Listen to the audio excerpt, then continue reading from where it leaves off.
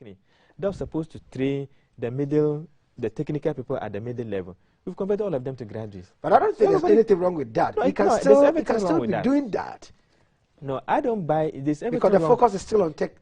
Yes, but you see, if you go to majority of them, they're all moving away from the technical area to the arts area. Most of them are now doing the arts course, just as done in the university. All right, let me come to Paul, and that's who has stayed in Italy. So no matter what government does, it's still for using tech to propel its economy.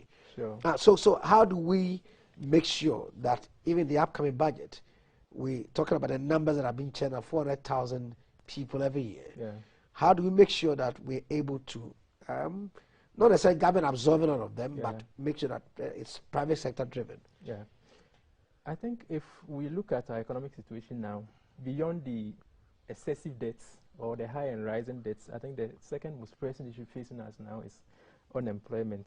And we are clearly sitting on a time bomb. We cannot afford to allow the rate of unemployment to continue increasing. And like the finance minister said recently, that the public wage bill is full. And indeed it is full. If you look at the 2021 budget, the allocation for the public sector wage bill was 31.5 billion Ghana cedis. Now with 2022, it is projected to get to 34.6. And from 31 to 34. From 31 to 34.6. So we are adding about 3 billion. But the question is, what has been the increase in the contribution of the public sector to GDP? You realize that in most cases, the wage bill is increasing, but it's not having any significant impact on output. So why that mismatch? The high level of unproductivity in the public sector.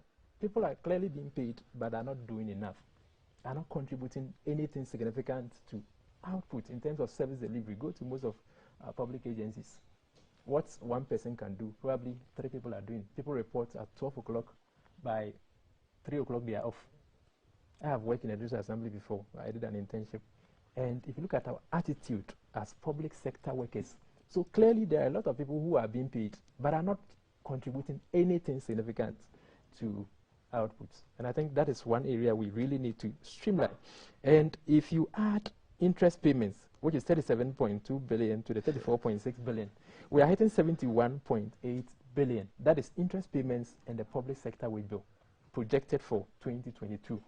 That constitutes 80.58% of the projected revenue of 89.1, leaving just about 18 billion, assuming we are not borrowing. Wow. And our investors are shying away from our bonds. So what it means is that it's going to get to a point where we cannot borrow. We must manage to live within our means. And what it means is that we have to allocate 18 to infrastructure, allocations to MMDAs, and running of the state machinery. So if you look at 2021, allocation for capital expenditure, that infrastructure was about 11 billion. So let's even assume it gets to 15 billion. And we have a clear need in infrastructure. We cannot afford not to fix our roads. We have to fix the roads. So it's about time governments begin to rationalize the expenditure. And talking of the skill sets that we are giving to prospective job seekers, like he said, I mean, we are emphasizing on arts education, which clearly we don't need. It's about time we begin to incentivize people to go into technical training, such that even after school, they can begin to do things with their hands, with little government support. And I also think we need to adopt a comprehensive employment policy, not this artificial window dressing. We had youth employment scheme by President Ofori. It was changed by President Mahama to JIDA and all that. We had the NAPCO. But the question is, are these schemes sustainable? In a case of limited government revenue, we cannot sustain these schemes. So what we need to do is to create opportunities in the real sectors of the economy: agriculture, small and medium-scale industries, agro-processing. These are areas where we have the potential to add up to output, to create opportunities for people, opportunities that will add up to output and government tax revenues in the long term. Still, I'm still interested in the jobs. You had something to add? Yes. I mean, like he said, you know, I mentioned the 1D, 1F. The only way that we can solve the issue of unemployment is through manufacturing and value addition. You see, and that's why the government came out with this 1D, 1F. And so far, we've tracked the employment in that sector. Almost about 150,000 have employed for those that are operational as at now. 150,000. In how many of the factories? It's getting somewhere about 78 to 80 thereabout. Active? Yes, active. Yes, okay. Active. I think the list is there. So that is the best way to create the job. And also, we also realize that in recent times, I think recently one of the UN agencies published something about what the future careers will look like. So there are courses that are becoming irrelevant. So I think in one of my articles, I recommended that the Ministry of Education and then the Ministry of the Labor and Youth, they should monitor some of these things, and then try to change our curricula to go with the current, the jobs that are becoming more important. You understand? Especially with the ICT area, the artificial intelligence, and things that will propel Ghana. But this idea of everybody doing this as will not help us that much. And one other thing but everybody as you are speaking good English, yes. Talk about economics, and you say you don't want you to go and do the same thing. No, not necessarily that. I'm saying that we should have a cap to the accreditation, and we should start even those who have even given the accreditation, we should begin to review them. You understand? We should begin to review them. Say, look, we are giving you up to maybe 2-3 years. We want you to convert to technical education, because new government has come out with this MVTI, the MVTI program, and we realize that government is developing all the vocational education units, schools in the country, because we want to revive them to train our middle level manpower. All of us cannot be graduate. If you are all graduate and you all get to the office, who is going to be doing the middle level? We all cannot be managers. So that is the best way that we can, we can help with the employment. And government is also coming out with this incentive for entrepreneurship. As the finance minister said, we are beginning to realize that we must incentivize people to go and create their own jobs. Because you come out from the university, the public sector is a big choke, but we need the jobs. And so if you can go and set up ourselves, and I'm sure, and I think that our universities too should also look at their curriculum and look at teaching entrepreneurship, so that we come up from the university having that entrepreneurial skills and mind to be able to do things for ourselves. Because most of our universities, we come out with the degree and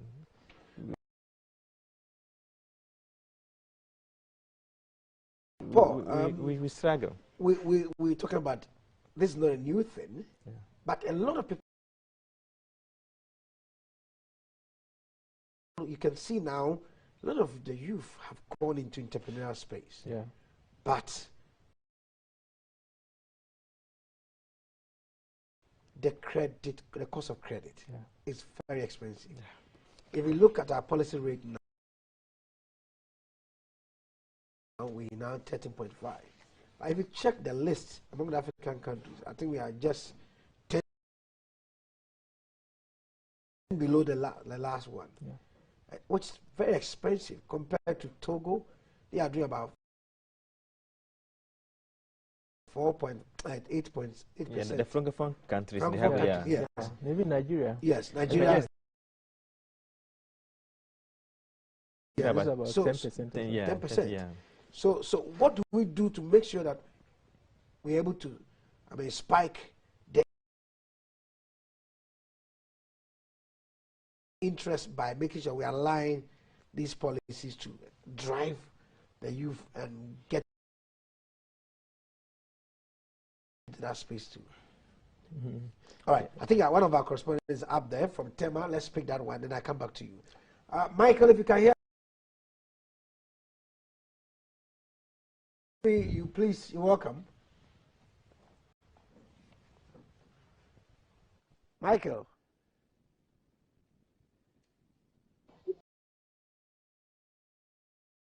Okay. Good morning to you, wherever you are. Live from Tema, Community 1. We are still engaging people on the budget situation, and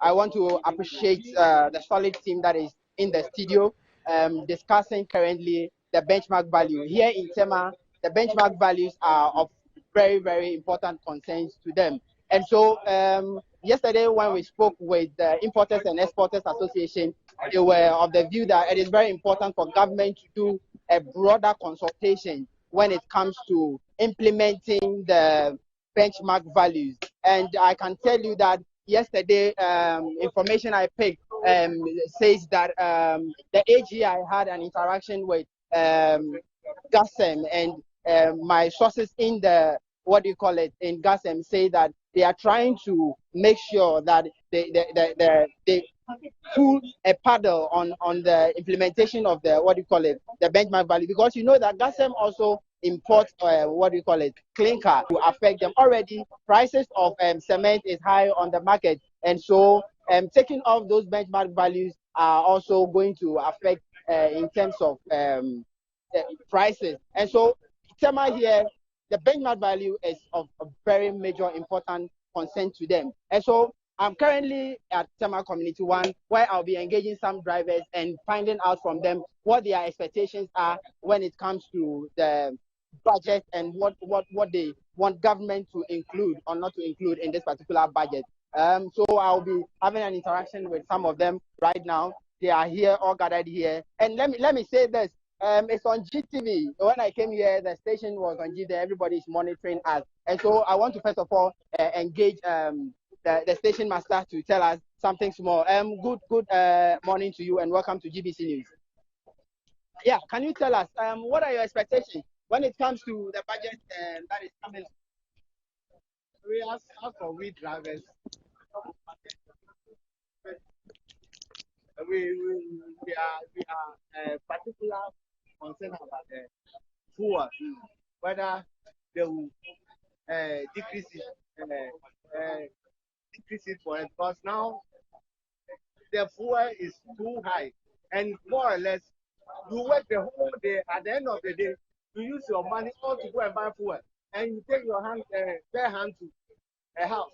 So now the work is hand to mouth. Hand to mouth. It's hard.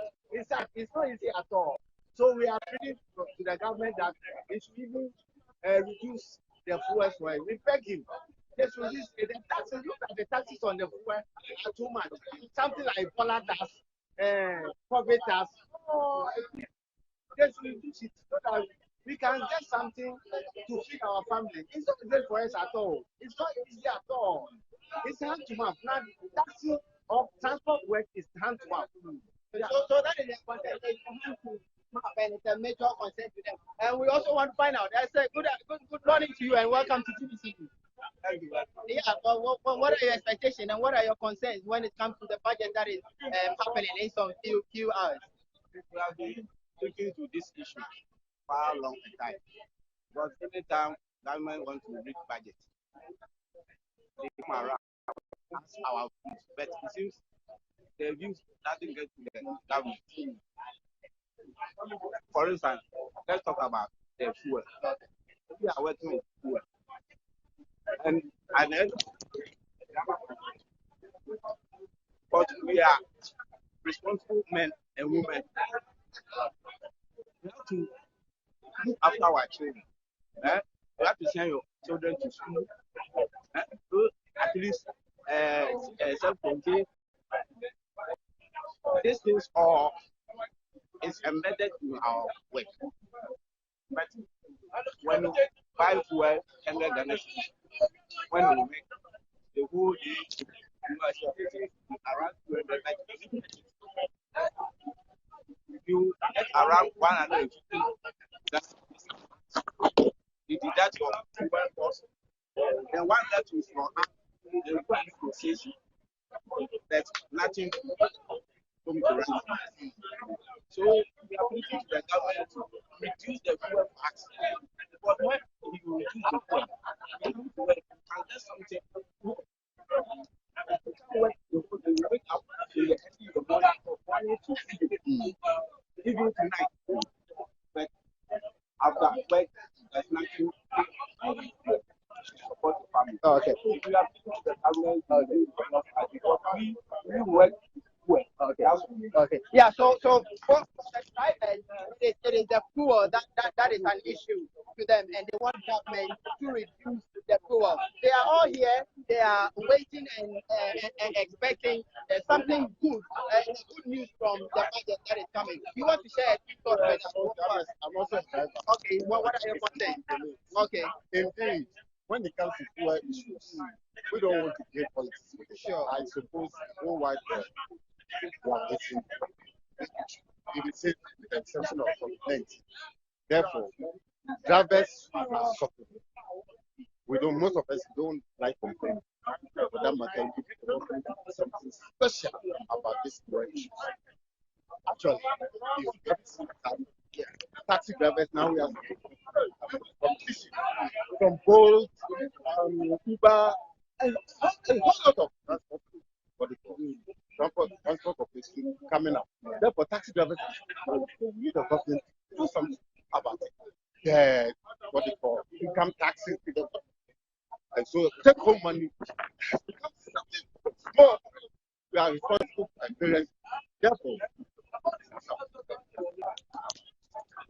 Thank you so much. And so, Mr. Nyako, as you can hear, it is just about reduction in the fuel prices, and that is their major concern. If you can see in your shot, I'm giving you the shot from the board. It's currently 6.90 on the Guel filling station. So you can see that, and that is what they want government to do something urgent about when this particular budget is read. So we are at the Tema casino area, and activities is currently ongoing. Everybody is waiting to hear what government has to say when it comes to spending for the year 2022. When the budget is done, the reading is done, we will be in the Tema Harbor to also gauge the mood of the people, whether their expectations have been met or not. For now, I will hand over to studio to continue with the discussion. So we come back to you after the budget is read. So we also sought the views of people in the port to find out whether their expectations have been met. Reporting for GBC News, my name is Michael Dewonu. For that in-depth report there. So, Paul, we're looking at talking about the issue of fuel. On the world market now, with Brent crude, $82 per barrel. We enter the winter, which is likely to cause a surge in pricing because more fuel needs to be used, gas, and all that. On the case of COP26, which they couldn't achieve the expected target of 1.5 degrees Celsius. What should be done? Because on the global market, the price is going up. Down here, people are crying. You can see the passion with which the guy was talking about. Like goes home with almost nothing. And the competition from boats, Yango, and all those guys. With respect to fuel, I think taxes really account for a lot of the increase that we have experienced in recent times, all because government needs money. We can talk of the legacy debts which we need to pay, then the levy for sanitation and all that which have been imposed on fuel. And given the current circumstance in which we find ourselves and the limited government revenues, it is not expected that government will take the taxes that we have on fuel.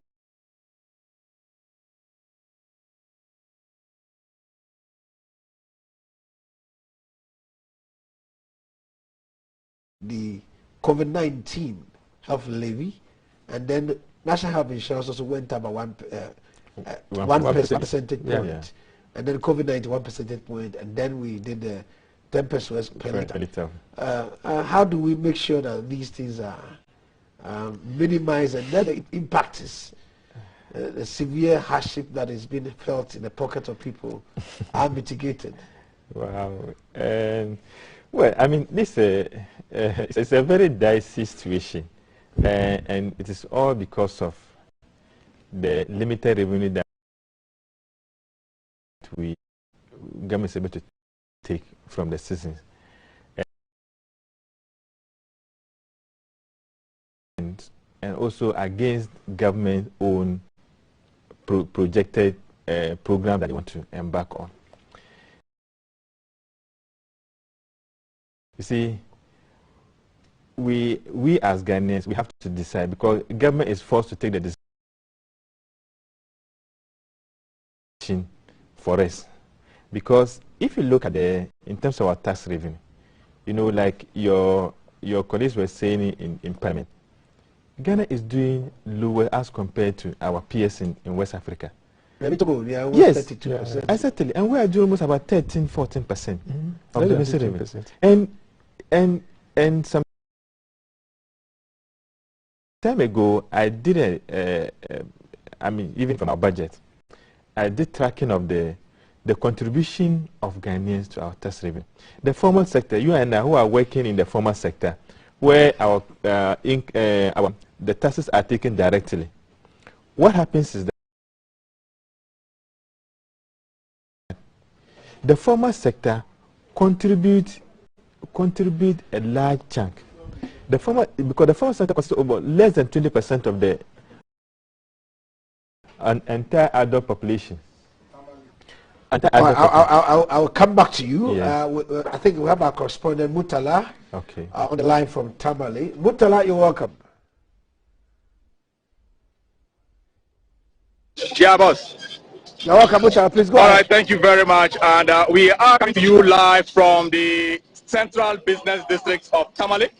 And as you can see, right in the background is the Tamale interchange, which has been under construction for nearly over a year now. The development here has sort of created some congestion within the Central Business District of Tamale. And it is one of the major concerns of residents of Tamale. They want to see the quick completion of this interchange, and the one that highlighted in the budget, and it should be completed within schedule. We have had the Roads and Highways Minister in Tamale, and he has indicated to us that this project will be completed within the normal schedule, despite the delays that were occasioned by the COVID-19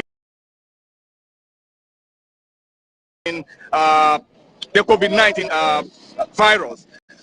Within the metropolis, drivers are also concerned about the increasing price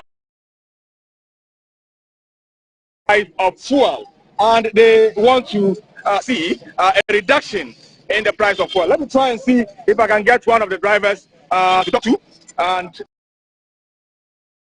get back to you on this one. So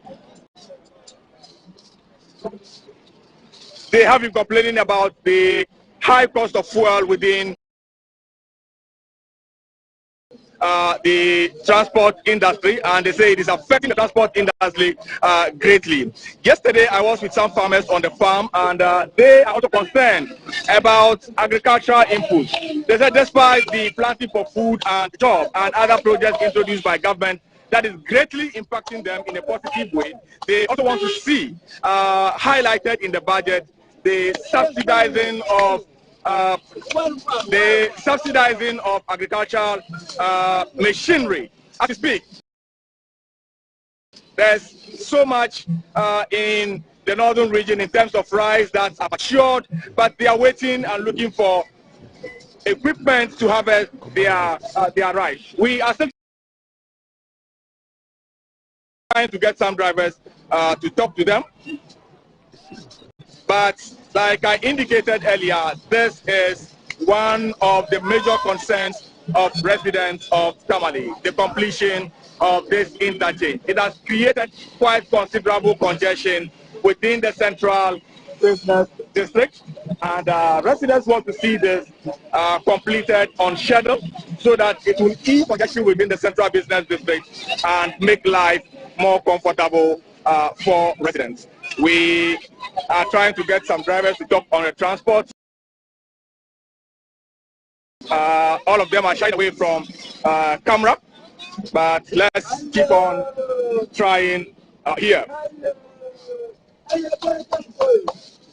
So if you've just joined us, we are coming to you live from Tamale.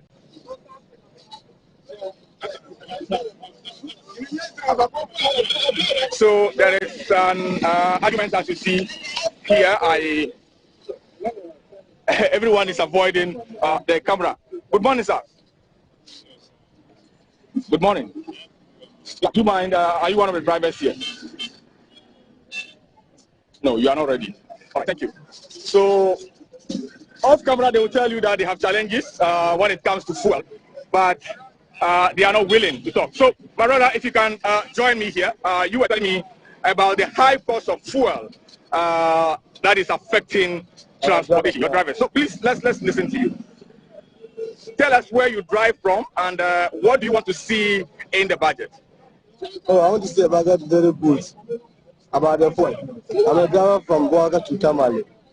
So the fuel only affects us. We are not getting anything from this. That's my mind.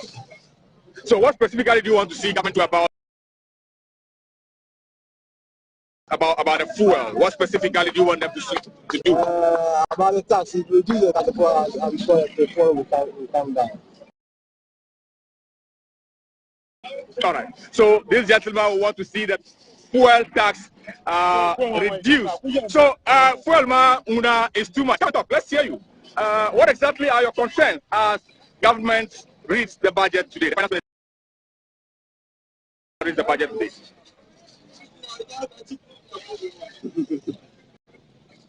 So what do you want to see? What do you want to hear from government? What are your expectations ahead of the budget?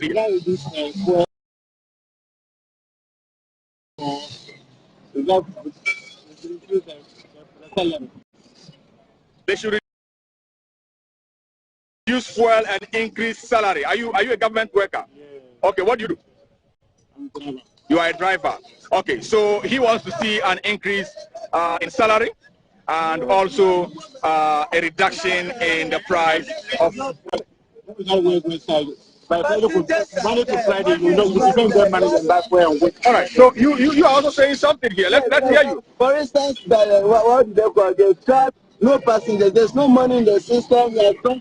Just are parked over here. All right. So that was Mutala Issa from Tamale giving us an update about the expectations of the people in Tamale. Now we go straight to Parliament. Our colleague Maurice Ogbete is standing by with a report from that place. Like I indicated.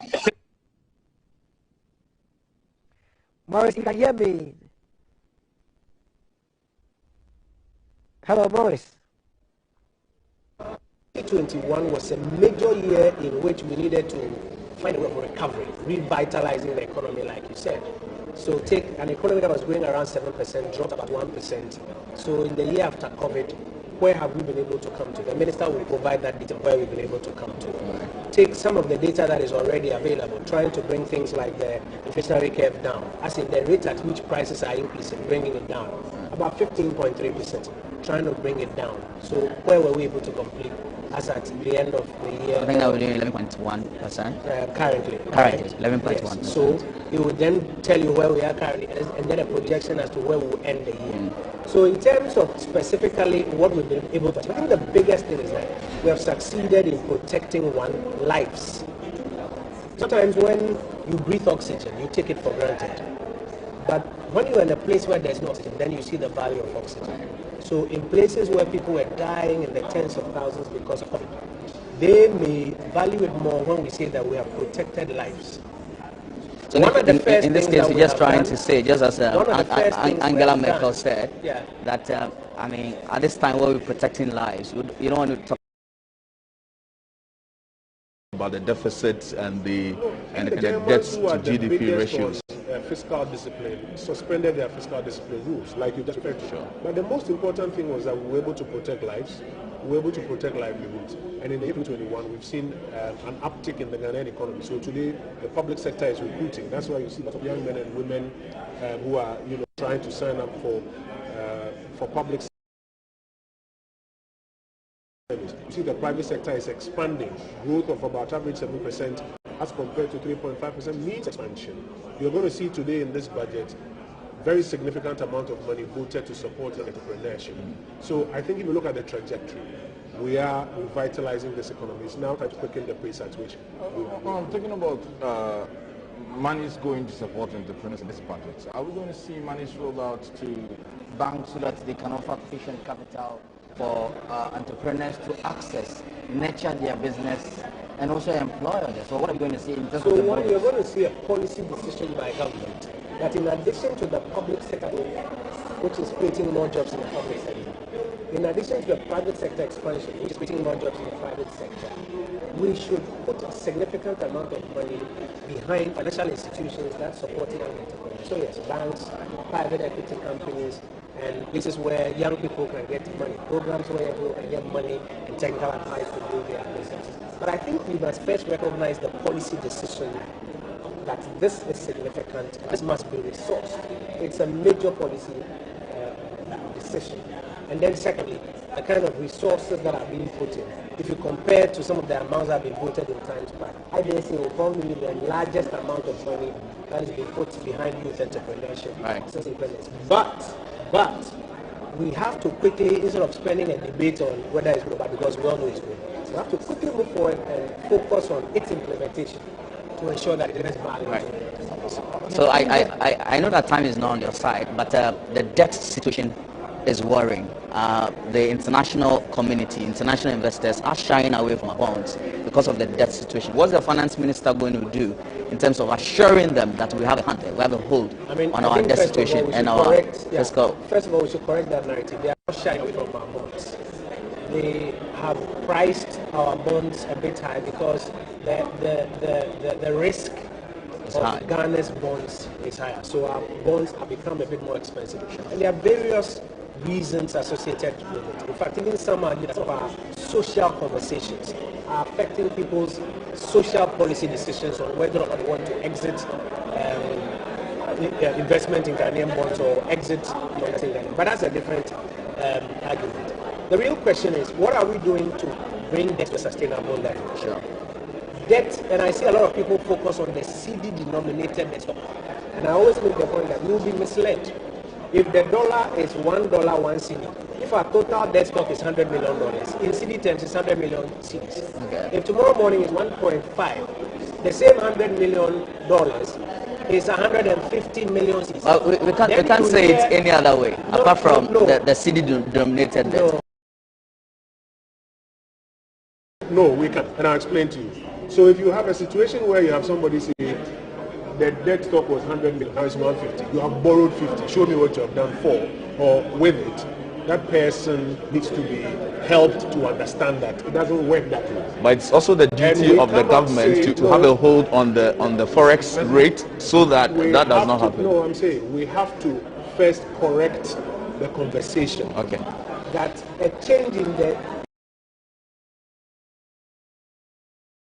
CD-denominated nominal debt stock does not mean the government has borrowed. We say this thing over and over again, and children are listening to us, economic students are listening to us. We have to get it right.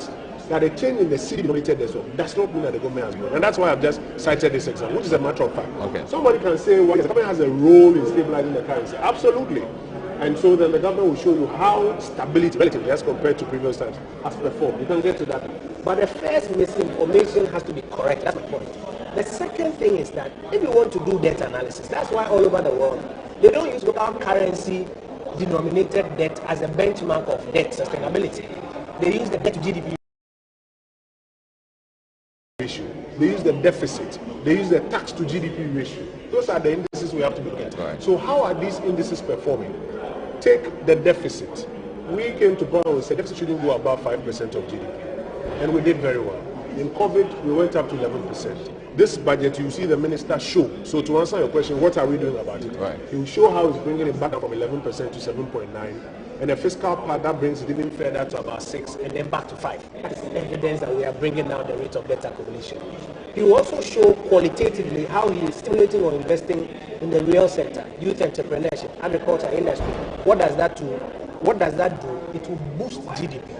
So the same debt compared to GDP will now show you a lower debt to GDP figure. He will show you how mobilizing tax is going up using digitization, etc. Why? So that you also begin to see that tax to GDP ratio is getting better. Okay. Those are the pieces of evidence that show that debt sustainability is being better managed.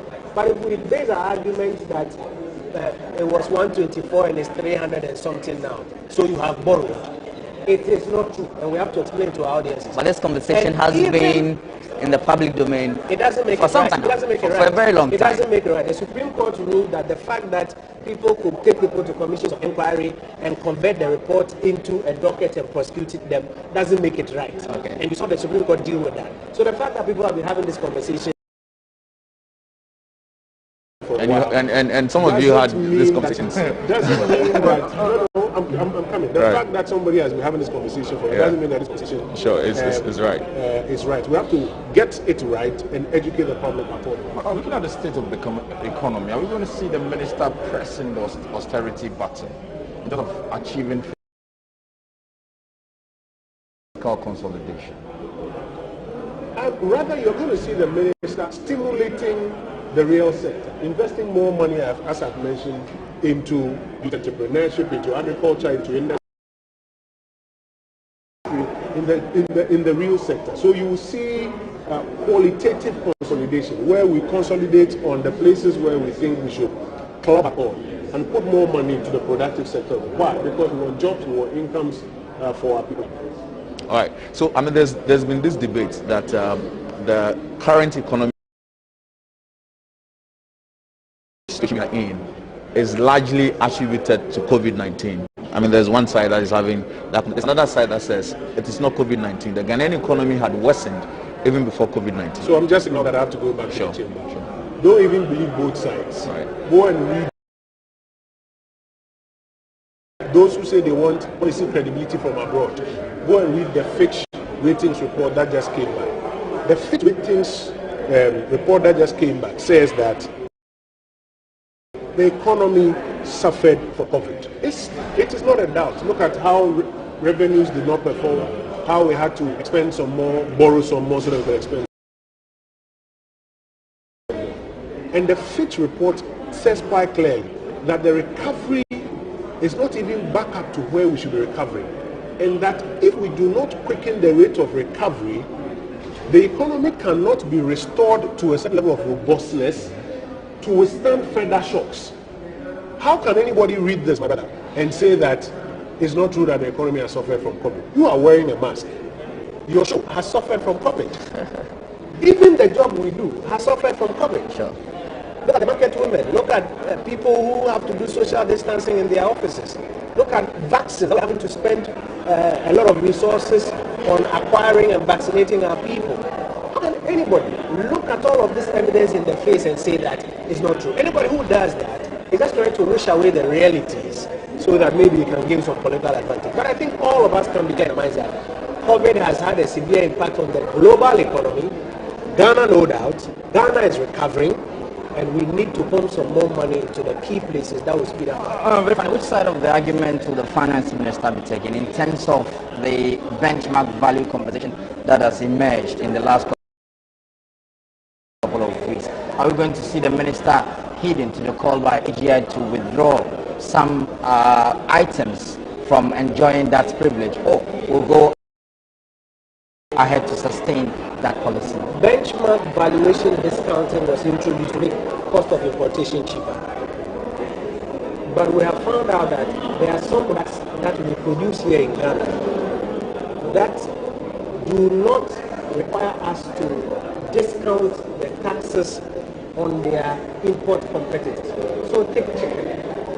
We produce chicken here in Ghana. Right. Why should we discount the taxes on the importation of chicken? If you have a market of $300 million, for example, for rice and chicken, it means two things. There's market for rice and chicken in this country, $300 million. You and I, when we buy check, or watch and all of that, it comes together to maybe make about $300 million. So that market will have it. Nobody's taking that market away. Number two, there are dealers or importers who have $300 million to buy rice and chicken and sell to the market. Nobody's taking their work from them. The only problem is that they're buying it from Brazil and Thailand. So they are creating jobs in Brazil and Thailand, while your brother and my brother, your sister, complain of unemployment here in Ghana. So maybe ask your own question. Why did you reduce? What informed the decision? To make the cost of importation cheaper. And for every policy measure, you introduce it and you observe if some parts of it have to be amended.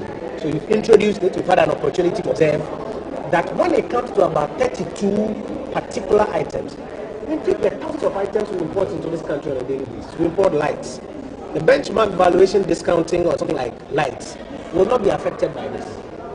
But something like chicken, that we produce here in Ghana, should we continue to discount the taxes on the importation of chicken? Should we continue to discount the taxes on the importation of rice, on, let's say, fruit juice? These are the policy considerations that the government must take. And when you take them, the effect is that local jobs will be created. And that's why... Are we going to see new taxes in the budget, increase in the rates? See old...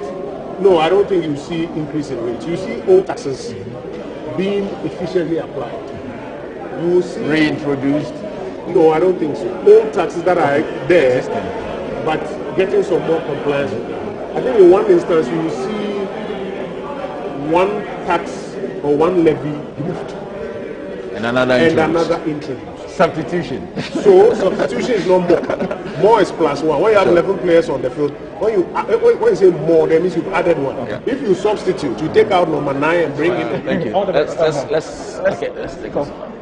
So thank you so much. Kojopon Nkrumah there has been helping us of the direction of the budget that will be presented shortly. Maurice, you heard a lot about him. Very lastly, he said there's going to be a substitution. Sure.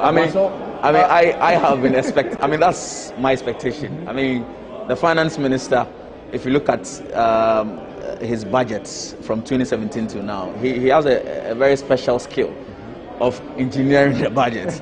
You know, taking one tax from here and bringing another one. You know, you may not feel the pinch, but some way, subtly, he's introduced a new tax. And so I think that will be to the disappointment of many in the business community who have been calling for some taxes to be taken off, specifically in the case of fuel. We've seen a lot of calls from operators of, transport operators who are asking that some of the taxes on the price build-up should be taken off, even though I disagree with that call, since the relief they are seeking is for fuel price to come down, and that is not going to grant them that as a result of the rising energy prices. Honestly, I struggle to understand why you don't believe that when those levies, margins, and taxes are reduced, we're not going to see a slight reduction in fuel prices. So if you look at where we started, 2021, the price of, let's say, petrol or diesel per liter, and to now, you'll see some increase of about 2 cedis. And the entire taxes on the price buildup is 2 cedi 43 pesos. Sure. So if within the space of 10 months, fuel price has increased by an amount of 2 cedis, and government decides to take off the 2 cedis 43 pesos, it's just a matter of time. Right. So somewhere in 2011,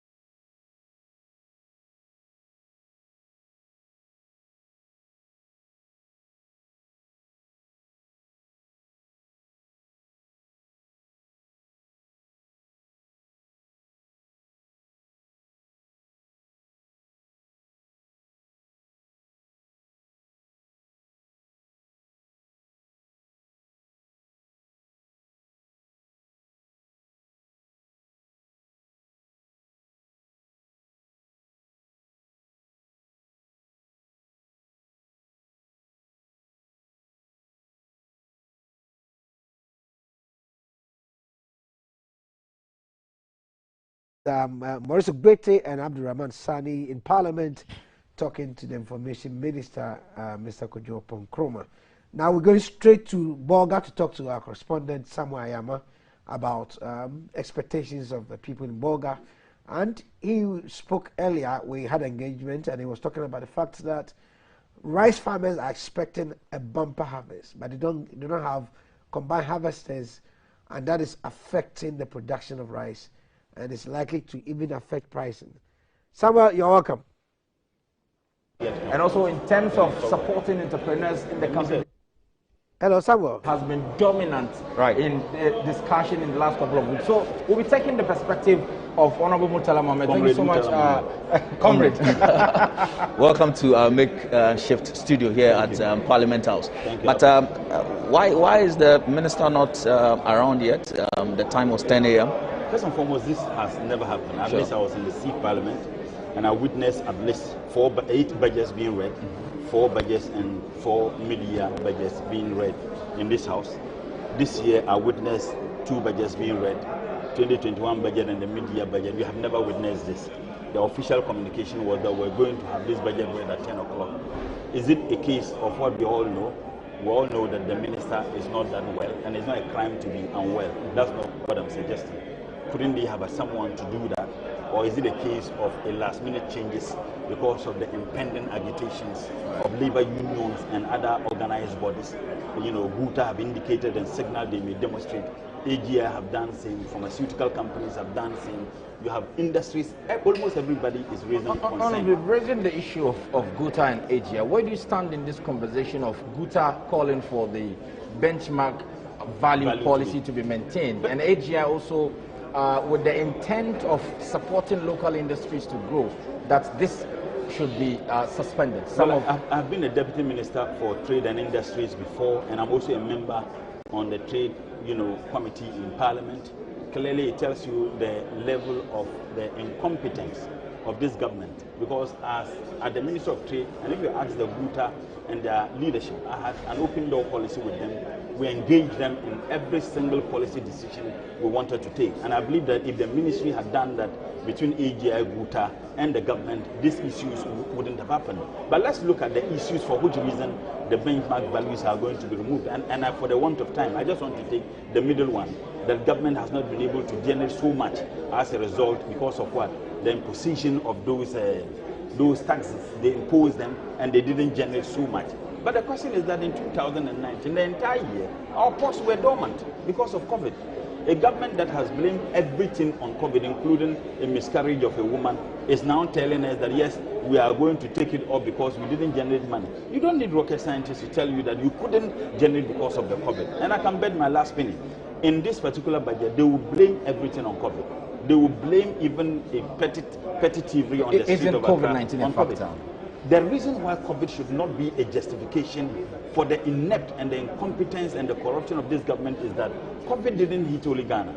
COVID hit Ghana just as it hit Ivory Coast, Burkina Faso, Togo. In fact, more than it hit us. They lost more people than we have lost.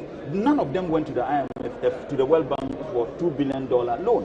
None of them went to the IMF for $100 million grant. None of them dipped their hands into established funds, such as the heritage funds and others, for the purposes of COVID. And they did better. Some of them even paid rents. For example, they pay rents of their citizens. What did they do with the money? So that is the reason why we have repeatedly said, and we say it strongly, that you should not use COVID as a basis. But Honorable, before they went in for more money, nobody knows how. Before COVID hit, Honorable, in 2019, this economy had grew some 7.8%. Please hold on. And that was after a 3.5% growth in 2016 when you left off. You see, state the facts as they are. The IMF had predicted that our economy was going to grow that from 2017 going. The IMF had predicted because of the measures we put in place that the economy was going to grow that. This government official communication that they generated more revenue in 2019 than in 2018 in COVID year. So how about that? If you want to blame everything on COVID, yet COVID year, your official communication to the people of this country, that we generated more money in COVID year 2019 than in 2018. Yes. So I'm saying that those explanations are nothing but a pack of lies. We live in a country where government repeatedly is misinforming the people of this country. That planting for food and jobs, they have created 150,000 jobs. Is that not what they told us? The minister could not provide a scintilla of evidence how they came by that figure. We're also told that NAPCO, they have created about 100,000 jobs. These are nothing but a pact of lies, because it's very clear. Look at NAPCO. And I am shocked that you journalists are not doing that simple investigation.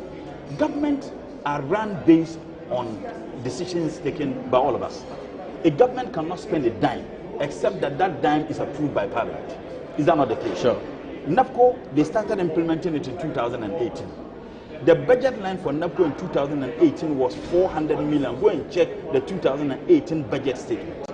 And that 400 million included setting up of regional offices and district offices. I have been the deputy national coordinator of NYEP before, and I can tell you that you need not less than $200 million to set up those regional and district offices across the country. Now, when they said that, Now, 2019, they then told us that they engaged 100,000 people with NAPO, and each of the beneficiary was paid 700 Ghana cedis. Is that not the case? Sure. Multiply 700 by 100,000, it will give you 70 million a month. Multiply 70 million by 12 a year, that will give you 840 million. When I challenged them and I said 400 million you had in the budget line, which included setting up offices, how can you tell me that you are spending 700 Ghana cedis on each beneficiary? That should amount to 840 million on allowances of beneficiaries alone. You know what they told me? Oh, don't worry, it could be captured in the mid-year budget. Go and read the 2008 mid-year budget. NAPCO was not mentioned. That figure 100,000 is nothing but a pack of lies. It is not true. It's not just the job of journalists. As members of parliament on the I other have side, been raising this issue, and I've told you even when I was in parliament, this issue have been raised. And in fact, when the 2021 budget was presented in my contribution in parliament, when I called for a total rejection of that budget, I raised this issue. But I am saying, if I raise it, did you get the support of your side, the leadership of your side? You see, this we live issue in a country, whatever we say, it became a political football field. That when you raise it, but when you have journalists raising it, people will begin to appreciate it.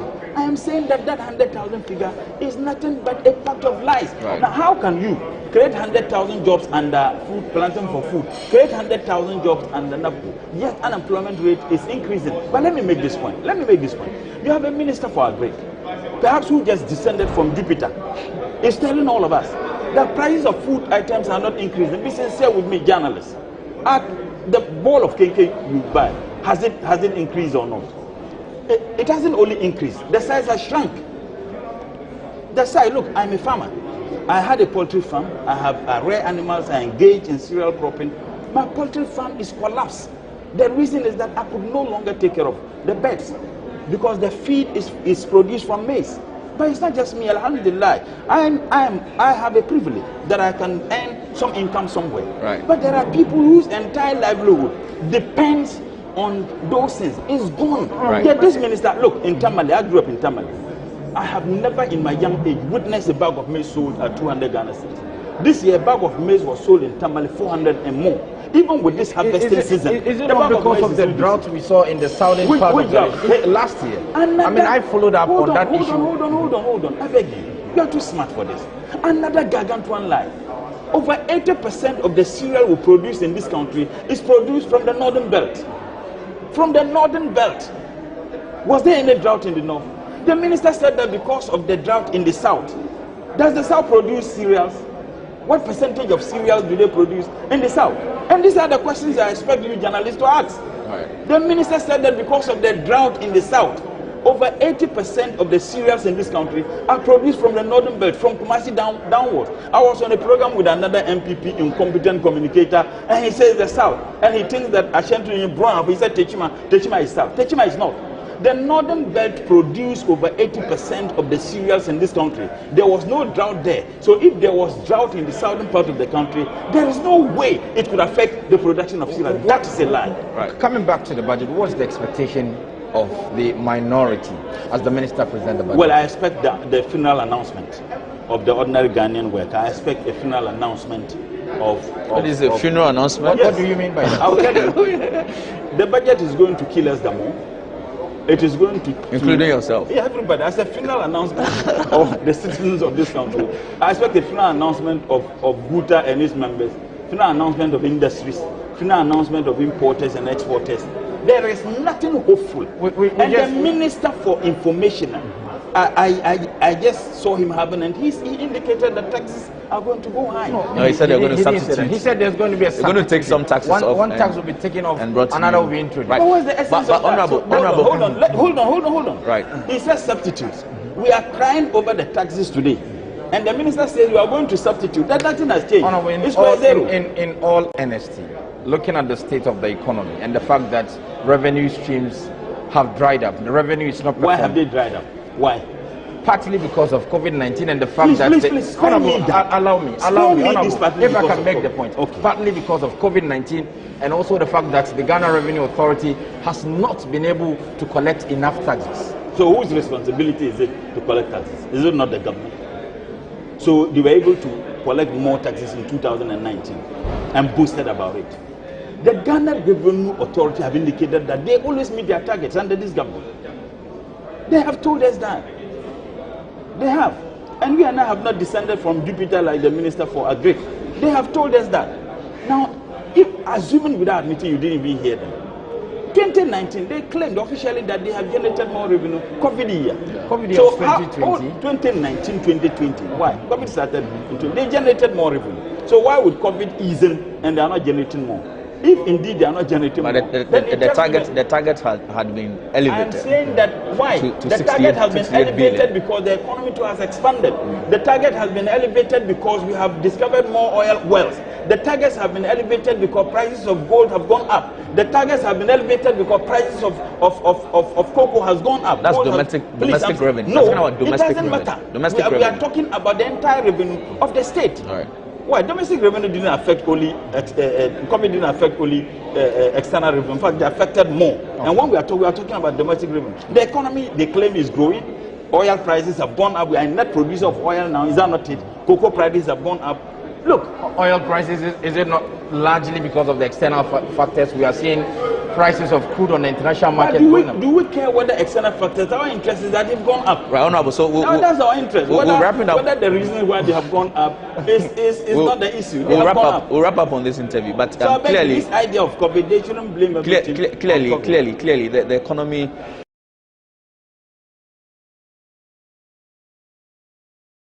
Is not in good shape. Hold on. The 2017 growth was already projected by the IMF. Executed by this government. Hold on, they didn't execute. You see, when they project based on policy interventions. Yes. So those policy interventions themselves were execution by the previous administration. And in any case, there are things to show. What can you show with over $300 billion dollars? What can you show? Right. So in case 2018, will you attribute the growth of the economy to what the NDC did in 2016 as well? They've been in charge of the economy for 2 years. Please, the IMF had projected that because NDC had done ABC, the economy is going to grow this way. Government's budget, they are going to have projections. So you can attribute it to what the NDC did. After that, what happens? Right. It's a downward sprawl. It's a disaster. Right. So can you proffer some solutions? I mean, if your government was in power at this critical moment, if you are the finance minister. First and foremost, the size of the NDC government wouldn't be as it is. And indeed, it wasn't like this. Imagine the amount of money we spend on some of the things. If the NDC was in power, President Mahama wouldn't be taking private jets that ensures his comfort, where he can bath in the jet, see the Minister for Defense. These are not my words. And even when people cried and raised concern, the president doubled down. He continuously, ran private jets, and you can imagine the amount of money being spent. If the NDC was in power, the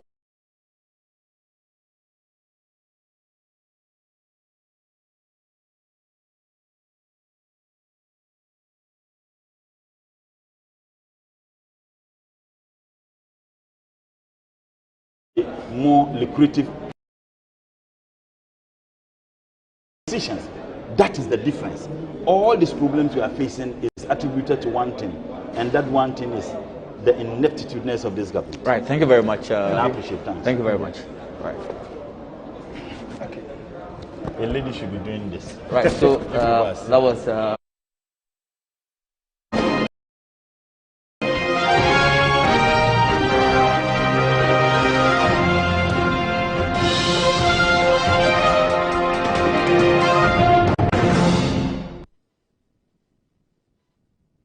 So that was Maurice Ogwete and Abdul Rahman Sani in Parliament. We're still on the fuel issues because it's still coming up. Whether we should take away some of the levies. We had 10 pesos sanitation pollution levy per litre. We were talking about that, then we connected to our correspondent across the country. Yes, I think from what we have heard from them, everybody wants the government to do something about the fuel, especially the taxes on the fuel. And as I was saying before we went on a break, it's a very dicey issue, and it depends on how you want to look at it. It's a choice that we have to make as a people, or government has to make that choice for us. You see, when you have a country where the informal sector, which is almost about 80% of the total population, contribute very minimal to the tax kit. Then those in the formal sector are always forced to I mean, they bear the brunt of all the burden of taxes. And so sometimes government are forced to find a way of also getting the taxes indirectly from the informal sector. Because you and I are formal workers, so by the end of the month, even before we get our salaries, our taxes will have been taken out. But there are people in the informal sector who are having houses, both commercial and residential, they rent them out, take millions of cedis and dollars. By the end of the day, they pay nothing. We have people at the market area whose turnover sometimes are over 500 or even sometimes over $1 million, but they pay little. But all of us are shouting at the all, look, we need rules, we need this, we need that. So how does government meet that? Listen. So sometimes where you have that difficulty of raising taxes from the informal sector, the only option left for you is to put it in consumption. So, like in the petrol, everybody will take it, even if you don't have a car, but you take trotro. And so these are things that comes readily to government. But I will come back to you. Our correspondent Sawayama from Boga is on the line. Okay. But you know, this issue of informal sector, yeah, I think it's not rocket science. We've been on this for ages. That a few are bearing the brunt of taxation. Yes. But nothing has been Look, done. We don't when I give you the statistics, measures. When I give you the statistics between the formal and the informal sector, you'll be shocked. Right. When we I'll come back to let's go to Boga. Sawayama, you're welcome. Samuel, you're talking to me about the... Okay, thank you very much. Here in the Upper East region, expectations are very high here in the region. As we speak, the residents, we've interacted with many of them here, and what they have been asking for has to do with the roads construction. They want to hear the president or the finance minister talk about they're making money available for the construction of most of the roads here in the region. And again, too, the tunnel, the investment made by government is yielding positive results. The farmers there are expecting a bumper harvest this year. So we have some of the residents here who want to speak with us. Welcome to GBC News. Thank you very much.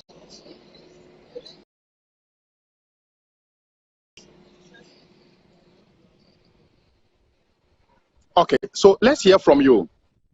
What do you make of this budget? What is your expectations? Yeah, my expectation is I want to hear something about what government is doing to improve upon mental health care delivery in the country. Over the years, mental health has been neglected, and investment on mental health is not something good to write home about. Many people suffer from mental health conditions. When they visit the health facilities, they don't have medications. So it has been a big challenge to them, and I would like to hear something about what government is doing to improve upon investment in mental health. Especially the mental health fund that the Mental Health Act that was established in 2012 spoke about. Government is supposed to establish a mental health fund that will take care of mental health care in the country, which is not happening. So we want to hear something about that. Okay. Thank you very much. I also have a sister here. Also, tell us your name. What is your expectations? What are you expecting in the budget? Thank you. My name is I'm expecting employment. Though government have made us to understand that public sector is full, but I think there are so many ways of killing a cat. You can create more factories so that we, the youth, will get the opportunity to be employed. The hardship is too much. Even nowadays, ladies find it difficult to get husbands. If you meet a man today, the first thing he will ask you is, where are you working or what do you do for a living? So it's not easy for us. We are paying high school fees. We will come out and there will be nothing for you to do. Okay. So I think government should look at that for us then. Okay. So also tell us what you expect from government. Yes, for me, my expectation is that at least if they can create more factories, and some of the factories are just things that raw materials are found within our locality. For example, let's say this green grass we see ourselves everywhere, scattered everywhere, can be converted into charcoal making, can be converted in storing for dry season animals to graze on. There are simple machines that we don't need a huge giant factory. Just for example, I always say that pure water manufacturers, it's a small factory, but at least it takes care of a lot of people. But there's no need to build a giant factory to employ more people, but you give them petty ones or small machines, then they use it to improve upon themselves, and then it go a long way to help us. Okay, especially we from the north here. Okay, Thank you very much. You've heard the residents telling us some of the things they want government to do. But here in the Upper East region in particular, most of the road network are very, very bad. And again, when you move to the tunnel irrigation project, most of the farmers, they're asking government to construct some platforms to enable them dry their rice, because the investment made by government in the rehabilitation of the project is seriously yielding positive results, because the farmers are anticipating or are expecting a bumper harvest this year. So we will keep on monitoring the budget and also talk to the residents and then come up with their views or whether their expectations have been met after the budget is being read.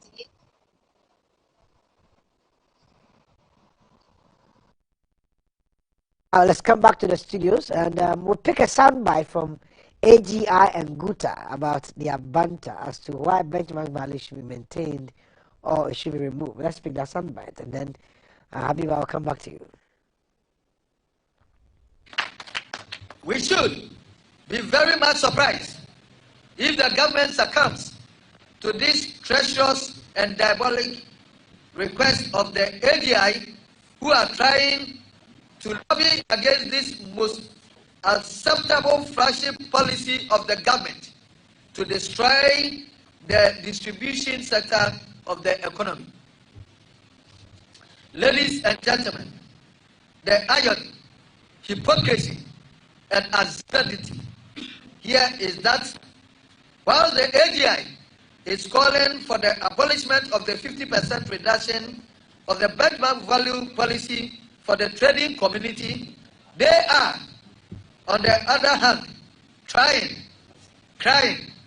and pleading with the government to maintain the same 50% benchmark value reduction for their imports.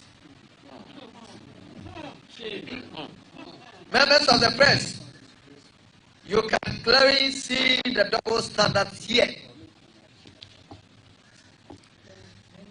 In effect, what the AGI is telling the government is that their goods are very expensive as compared to that of their competitors in the other parts of the world, and that the government should surcharge the people of Ghana with high import duties to bridge their extortionist prices, which have come about as a result of their own inefficiency and total lack of understanding of modern technology in manufacturing. We hereby want to hope